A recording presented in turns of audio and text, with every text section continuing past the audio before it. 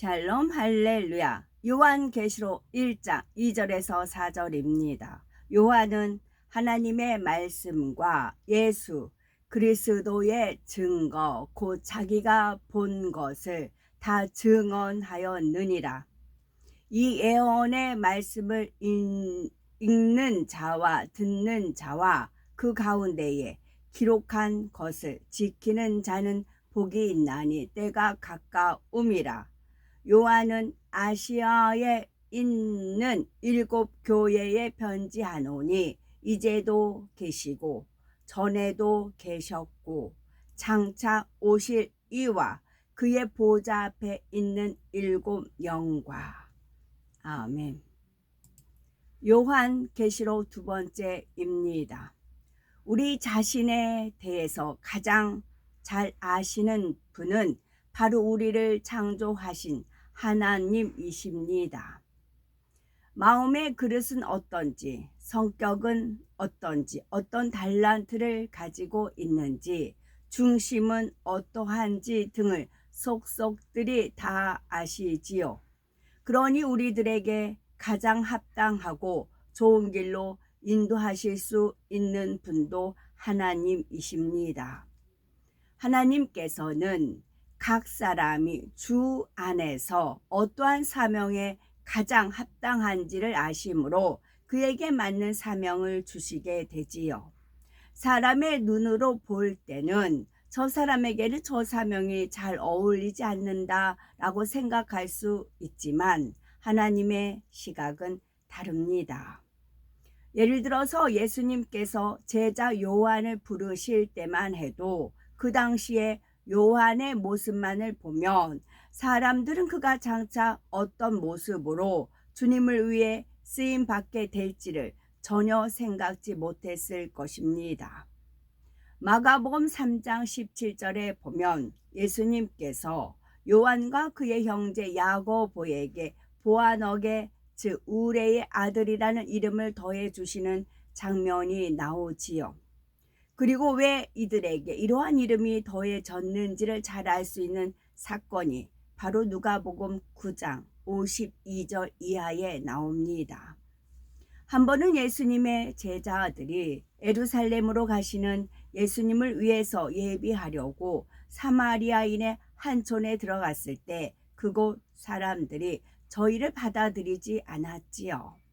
그러자 이어지는 54절에 보면 제자 야고보와 요한이 이를 보고 가로되 주여 우리가 불을 명하여 하늘로 쫓아내려 저희를 멸하라 하기를 원하시나이까 합니다. 우레의 아들이라 불렸던 요한의 급하고 격렬한 성격이 잘 나타나 있지요. 바로 이러한 요한이 훗날에는 변화되어 수많은 사람을 품고 회개시키는 사랑의 사도요 또한 주님 앞에 무수한 기도를 쌓아 올림으로 계시의 말씀을 받아내리는 사명자가 된 것입니다. 변화되기 이전에 요한을 생각한다면 쉽게 예상할 수 없는 사명이지요. 그러나 누구보다도 요한을 잘 아시는 하나님께서는 그를 잘 다듬고 변화시키셔서 주님의 귀한 도구로 쓰임받도록 역사하셨습니다.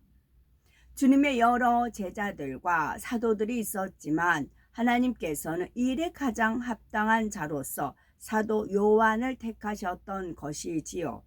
요한계시록과 같이 깊은 계시의 말씀을 하나님으로부터 끌어내린다는 것이 결코 쉬운 일이 아닙니다. 하나님 앞에 무릎 꿇는 무수한 인내의 세월 가운데 자신을 져서 복종시키고 절제해야 하며 능히 마음을 다스려 나갈 수 있어야 하지요.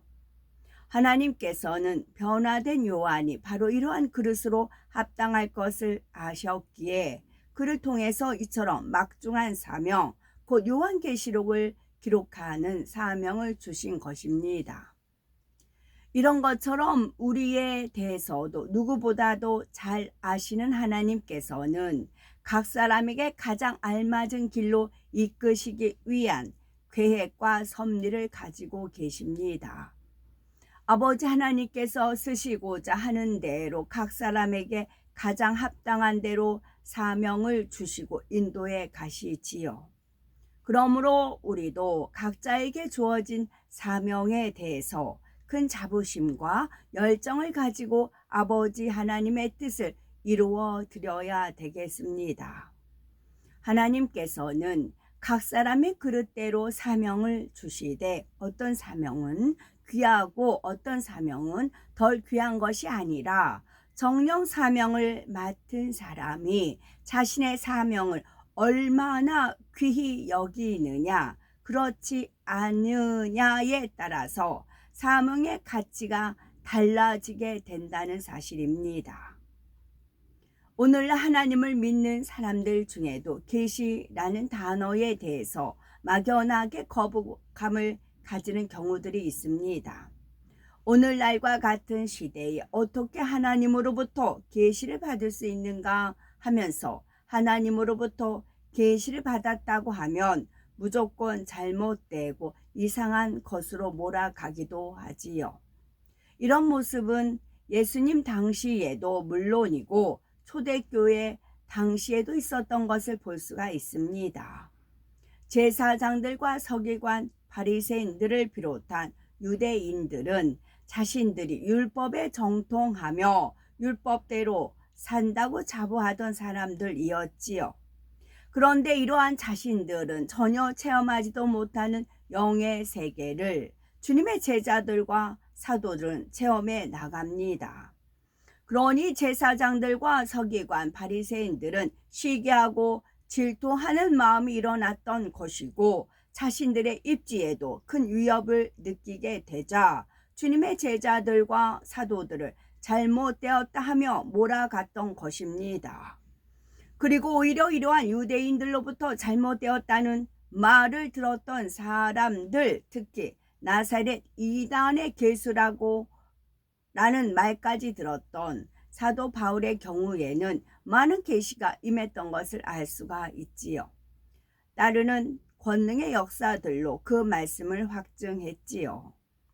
고린도전서 14장 6절에 사도 바울은 고백하기를 그런즉 형제들아 내가 너에게 나아가서 방언을 말하고 계시나 지식이나 예언이나 가르치는 것이나 말하지 아니하면 너에게 무엇이 유익하리요 했고 고린도후서 12장 1절에는 무익하나마 내가 부득불 자랑하노니 주의 환상과 계시를 말하리라 했습니다.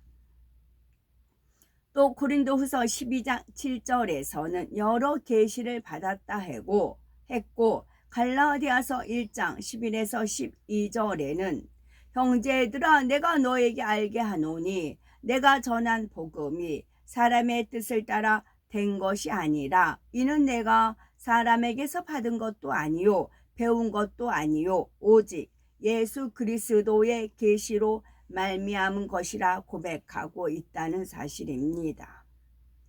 구약시대이든 신약시대이든 하나님께서는 악은 모양이라도 없고 거룩하며 주님의 마음을 닮은 사람들과 교통하셨고 그들에게 주신 계시를 통해 하나님의 뜻과 섭리를 밝혀 선포해 나가셨습니다.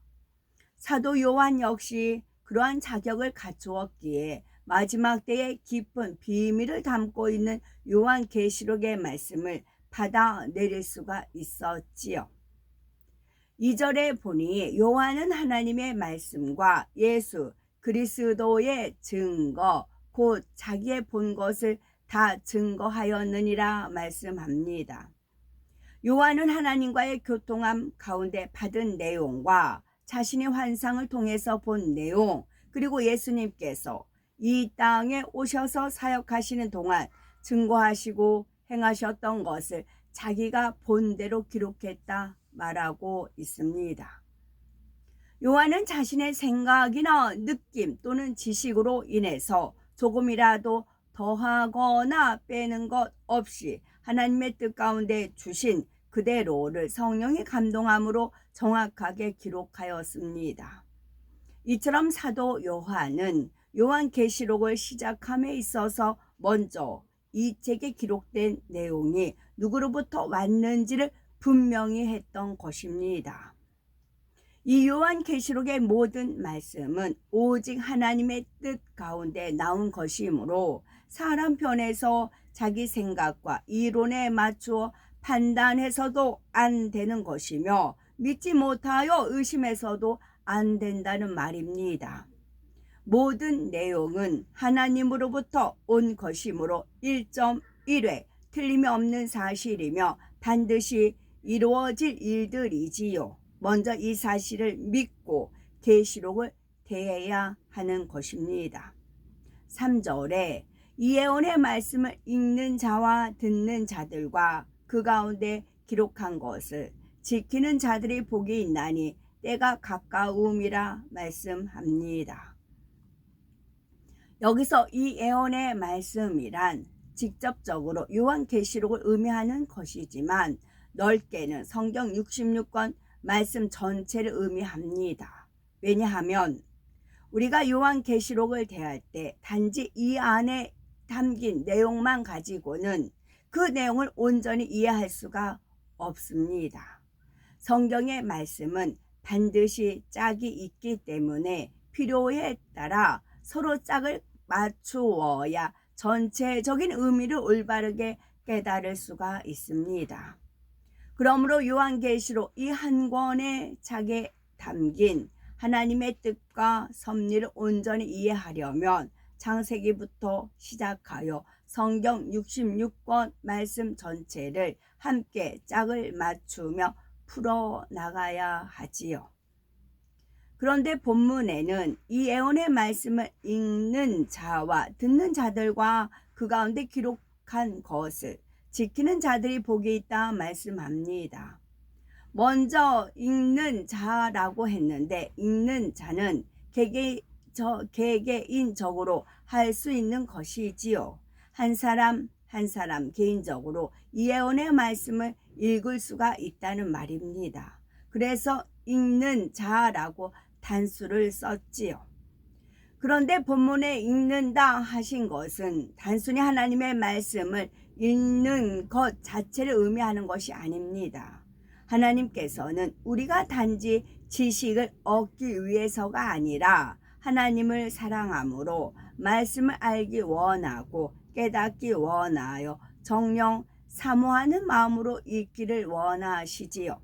그럴 때라야 읽는 마음이 마음에 심겨지고 영의 양식이 될 수가 있는 것입니다.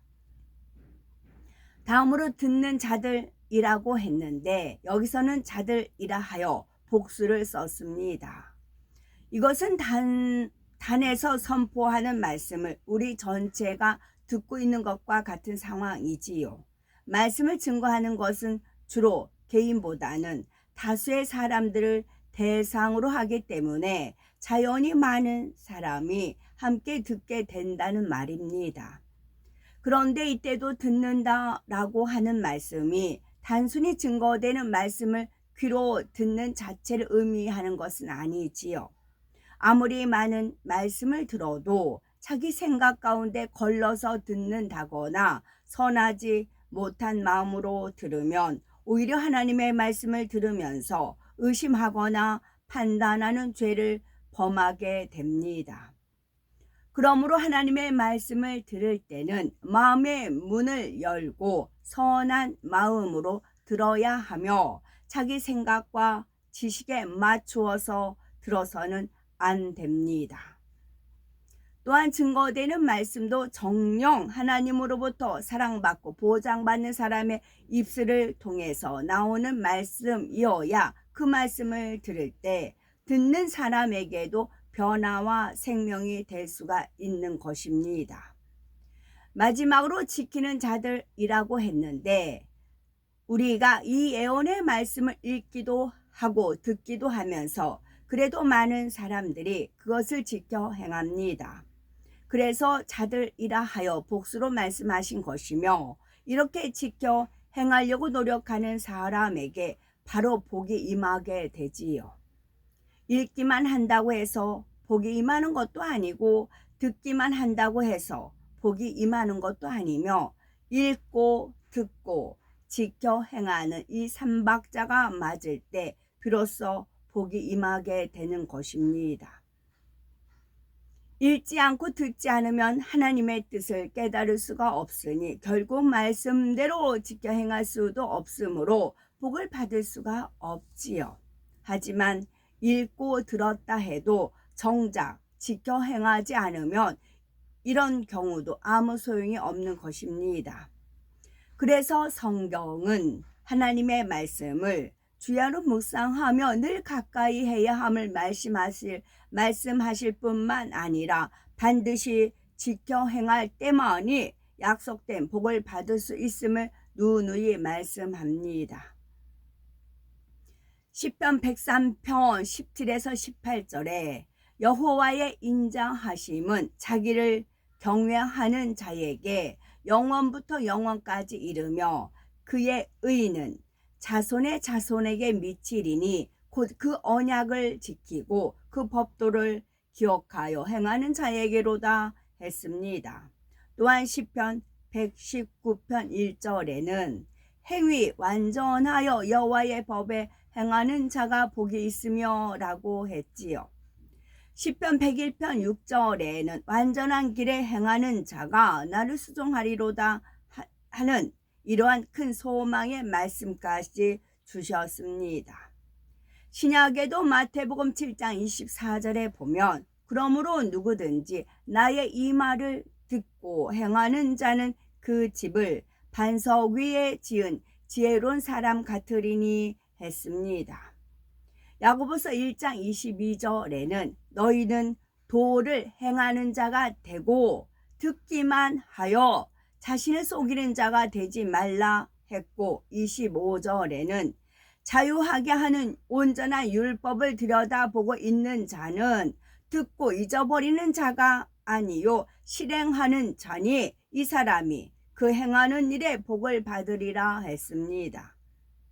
이처럼 성경을 읽고 들은 하나님의 말씀을 지켜 행해야 할 것과 그렇게 할 때 복이 임하게 된다는 사실을 분명히 말씀하고 있습니다. 예를 들어서 요한계시록처럼 마지막 때에 대한 너무나 중요한 말씀을 읽고 듣는다 해도 그냥 흘러버리고 만다면 아무런 유익이 되지가 않습니다. 하나님의 말씀을 읽고 듣는 것도 중요하지만 읽고 들은 말씀을 지켜 행함으로 열매를 맺는 것이 더 중요하다는 사실을 우리는 명심하셔야 되겠습니다.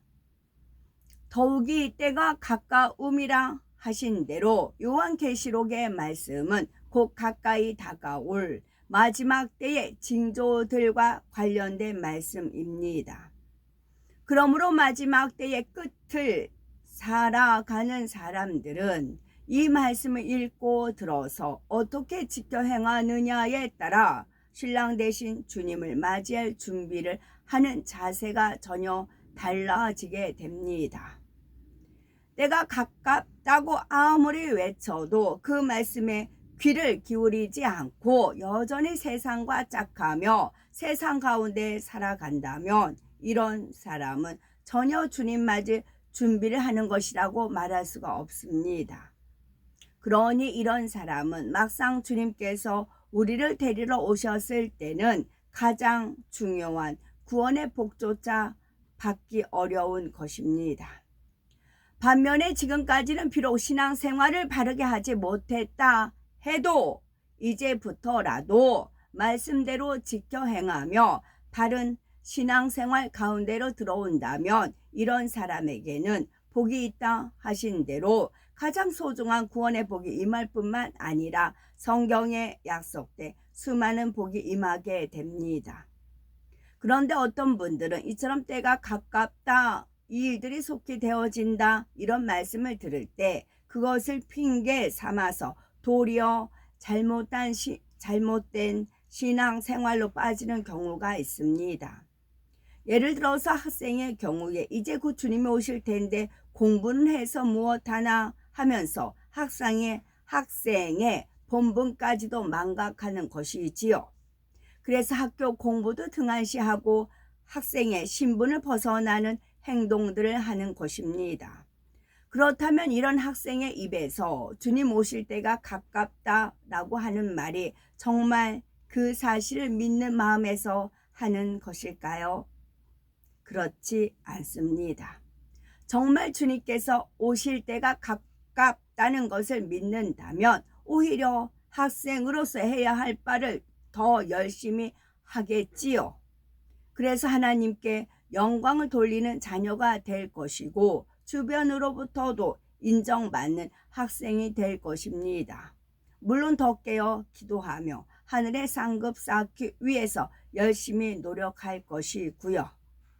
그런데 그렇게 행하지 않는다는 것은 결국 믿지 않기 때문이며 어차피 공부하기 싫어하고 놀고자만 했던 사람이 주님 오실 때가 가깝다라는 것을 핑계 삼아 더욱 자기가 하고 싶은 대로 하고 마는 것입니다. 핑계를 제가 그때 하나님께서 알려주신 거 말씀을 드렸는데 그 연유가 무엇이냐면 이 땅에서는 이런저런 핑계를 대죠. 아담과 하와가 처음에 범죄했을 때도 이래저래 핑계를 댔잖아요. 천국에는 핑계 댈 게 없다고요. 천국은 전혀 핑계를 안 댑니다. 그러니까 어의 단어가 천국에는 슬픔, 고통, 애통, 이제 그런 어느 어휘가 필요가 없습니다. 그럼 핑계라는 단어는 이 땅에서만 필요하고 천국에서는 핑계라는 단어가 필요가 없어요. 그래서 하나님께서 재창조하신 겁니다. 핑계, 핑크, 러브, 핑크색, 핑퐁, 또 핑퐁 이제 주거니 받거니 그 핑계라는 겁니다. 이는 직장에 다니는 사람도 사업을 하는 사람도 마찬가지이지요. 마지막 때가 가까운 것을 알면 알수록 더 열심히 충성할 것이고 더 열심히 일도 하고 사업도 해서 하나님의 나라와 영혼들을 위해 쓰지 않겠습니까? 하늘에 더 많은 상급도 쌓기 위해서 더욱 부지런히 사명 감당도 하며 무엇보다도 신부단장을 위해서 노력할 것입니다. 그러나 더 중요한 것은 지금 당장이라도 주님 맞을 준비가 되어 있어야 한다는 것입니다. 주님 만날 나의 때가 언제가 될지 모르기 때문이지요. 하나님을 사랑하고 천국을 소망하는 사람들은 주님께서 곧 오신다는 말을 들으면 너무나 마음이 기쁘고 설레게 됩니다. 사람 사이에도 사랑하는 사람을 곧 만날 수 있다고 하면 당연히 마음이 설레고 기대가 될 텐데 하물며 신랑 되신 주님을 곧 만날 수 있고 우리의 아버지 하나님을 만날 수 있다고 하면 이 얼마나 가슴 벅차고 감격적이겠습니까? 그렇다면 이처럼 가슴 벅차고 감격적인 순간을 기쁘고 행복하게 맞을 수 있는 복 있는 사람이 되기 위해서는 어떻게 준비를 해 나가야 할까요? 그 방법이 바로 하나님께서 사도 요한을 통해서 아시아에 있는 7 교회에 주신 말씀 안에 담겨 있습니다. 사도 요한은 7 교회에 보내는 편지의 내용을 본격적으로 전하기에 앞서 이 편지들을 쓰게 된 배경에 대해서 설명해 나가고 있습니다. 4절에서 6절에 요한은 아시아에 있는 7 교회에 편지하노니 이제도 계시고 전에도 계시고 장차 오실 이와 그 보좌 앞에 7 영과 또 충성된 증인으로 죽은 자들 가운데에서 먼저 나시고 땅의 임금들의 머리가 되신 예수 그리스도로 말미암아 은혜와 평강이 너희에게 있기를 원하노라. 우리를 사랑하사 그의 피로 우리 죄에서 우리를 해방하시고 그 아버지 하나님을 위하여 우리를 나라와 제사장으로 삼으신 그에게 영광과 능력이 세세토록 있기를 원하노라. 아멘. 하나님께서는 사도 요한을 통해 아시아에 있는 7교회를 택하여 그들에게 편지를 보내도록 하셨습니다. 여기 나오는 7교회는 소아시아라 불리는 지역에 있던 교회들로서 소아시아는 사도 바울이 사역을 시작할 때 처음 대상으로 삼았던 지역이었지요. 따라서 그 당시로서는 이 지역에 있던 교회들이 가장 든든한 반석에 서 있었습니다. 이처럼 하나님께서는 그래도 당시에 십자가의 도와 주님의 부활, 재림 등을 믿는 믿음의 반석에 서 있는 교회들을 택하여 그들에게 하나님의 뜻을 전하게 하셨던 것입니다. 그렇지만 7교회에 주시는 내용이 단지 7교회에만 국한된 것은 아닙니다. 당시의 모든 교회들을 대표하는 것이고 시공을 초월하여서 그 이후로 지금까지 존재해왔던 수많은 교회들과 지금도 이 땅에 존재하는 모든 교회들을 대표하고 있지요. 하나님께서는 완전수 7에 해당하는 7교회를 택하여 말씀하심으로써 장차 주님께서 공중에 강림하실 때까지 있게 될 이 땅의 모든 교회 전체 위에 하신 말씀입니다. 7교회 각각에게 주시는 칭찬과 책망이 꼭 그 교회에게만 해당하는 것이 아니라 각각의 유형별로 어느 교회에나 있을 수 있는 그런 모습을 말씀해 주고 계시다는 것이지요.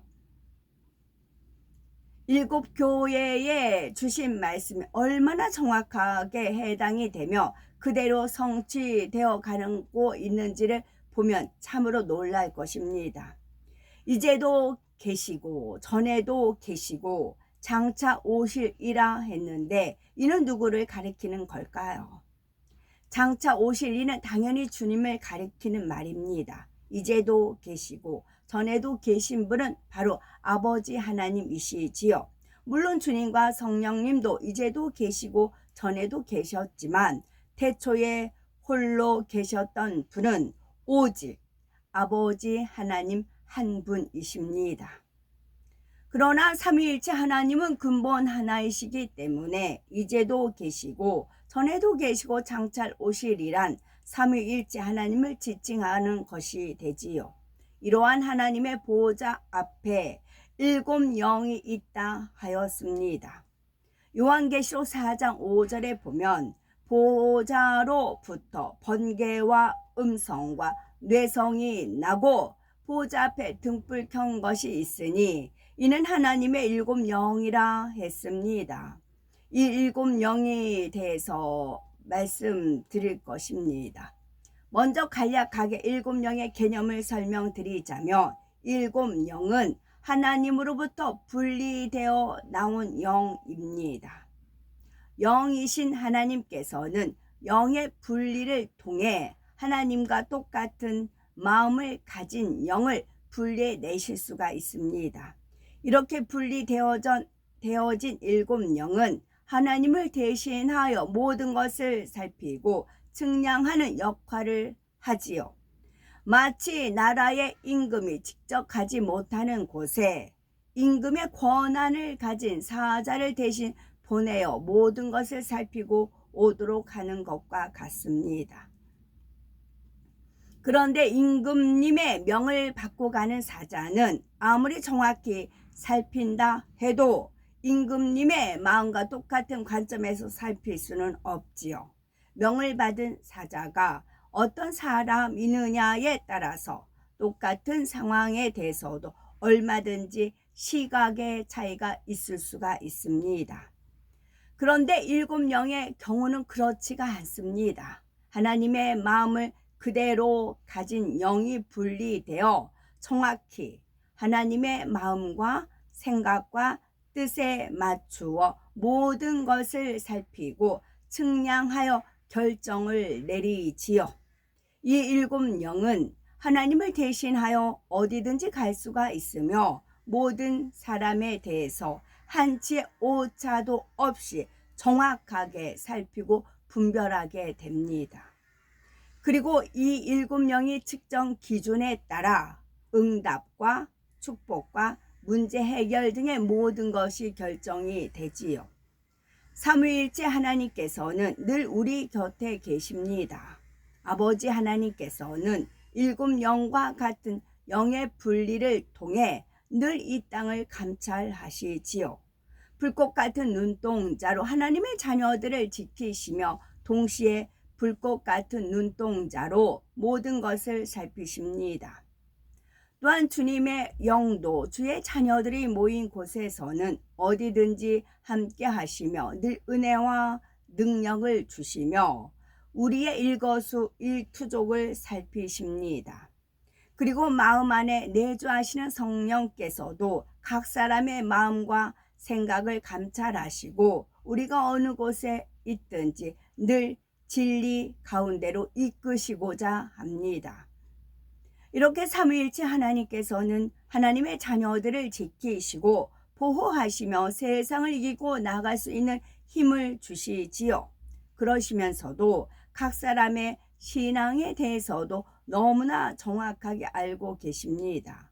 그리고 필요에 따라 각 사람에게 맞는 신앙의 길로 인도해 가시지요. 지금도 이러한 삼위일체 하나님께서 우리와 함께 하신다는 사실을 명심하여 늘 하나님께서 기뻐하시는 길로 행하셔야 되겠고, 그래서 하나님을 기쁘시게 하는 우리의 삶에 삼위일체 하나님께서 내려주시는 풍성하신 은혜와 축복이 넘치셨으면 좋겠습니다. 아멘.